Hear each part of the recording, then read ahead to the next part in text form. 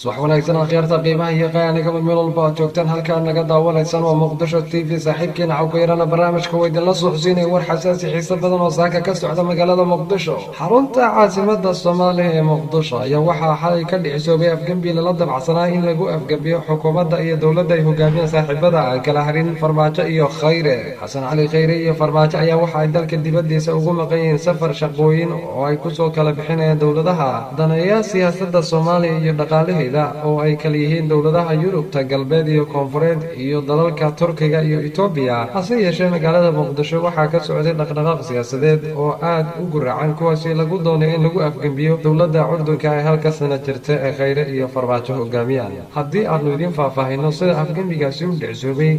iyo qorshihii la dabacsanaa ee iminka laga hortegay ee waxa ay tahay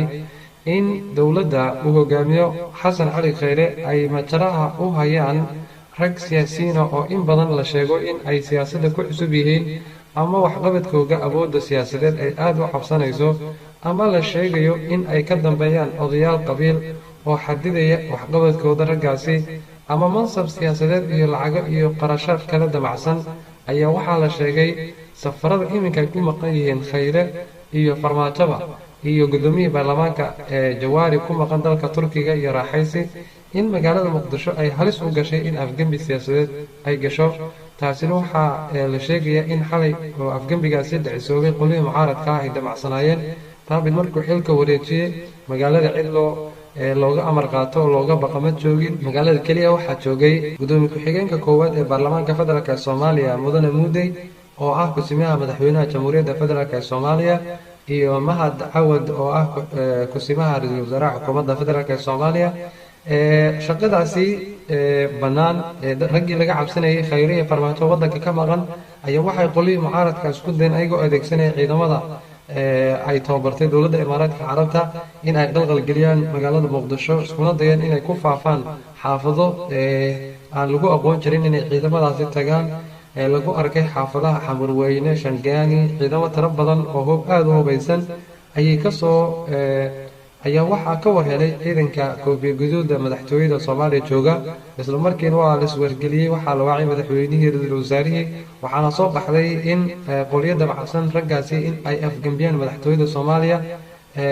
laga warhelay isla markaasna ciidankii meelaha lasoo dhoobay la weydiiyo oo layidhi war maxaad halkan kasoo doonteen oo ajandihiina siyaasadeed ee aad halkan u timaadeen maxay tahay markaasi waxay dheen waxaanu soo dabagalnay qolyo aan uga shakiysana al-shabaab iyo waxyaabahaas ay sheegeen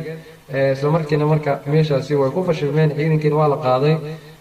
dowladdana isla markii waxay soo rogtay afgembi dowladduna isla markii waxay soo rogtay dowladdana isla markaasi waxa ay soo rogtay bandow aan la cayimin waqtiga la qaadi doono magaalada muqdisho kaasi oo ka dhashay shaki laga qabo in qolihii mucaaradka ahaa ee magaalada muqdisho ka jiray taabid iyo ay ka mid yihiin oo iminka xilkii wareejiyey sheegayna in uu la shaqayn doono siyaasiyiinta iminka xilka qabatay hase yeeshee siyaasadda iminka dalka ka jirta ma ahan mid la fahmi karo halka ay u jihaysan tahay waxaana laga yaabaa in afgembigaasi dhicsoobay raggii ka dambeeyeyba la ogaan doono hase yeeshee magaalada muqdisho ay maanta ay bandow saaran tahay cabsi badanna ka jirto lana yaabo haddii ra-iisul wasaaruhu oo dalka dib ugu soo noqdo in tallaabo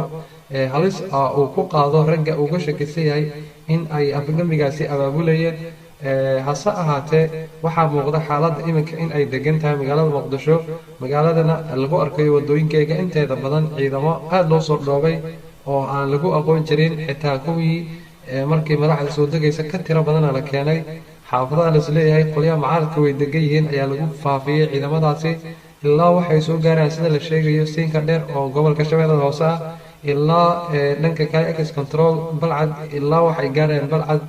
ku dhowaad agagaarka suuq xoolaha inta ugu dambeysa cirifkaasi ciidamo xoogan ayaa la geeyey marka waa la arki doonaa waxa soo kordha waana filaynaa in xaaladda siyaasadda iminka muqdisho ka jirta ay isbedelayso wax badanna la fili doono isbedelo kale oo halisana imaan karaan ama la filayo in xaaladda jawiga iska deganaato maadaama xaaladda ay tahay shaki un in laga cabsaday afgembi inuu magaalada ka dhaco